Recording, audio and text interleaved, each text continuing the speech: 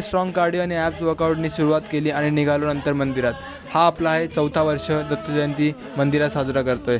आपल्या मंदिरात सगळे मित्रपरिवार या दिवशीसाठी एकजूट होऊन तयारी करतात. आम्हाला खरंच भाग्यवान वाटतं की देवाची कृपा आमच्यावर आहे की आपण हा पवित्र दिवस उत्साहाने साजरा करू शकतो, देवाची सेवा करू शकतो आणि त्यांच्या भक्तांची पण. मी देवाला हीच प्रार्थना करेल की त्यांची कृपा त्यांच्या सगळ्या भक्तांवर असो आणि तुम्ही त्यांना योग्य मार्ग दाखवा.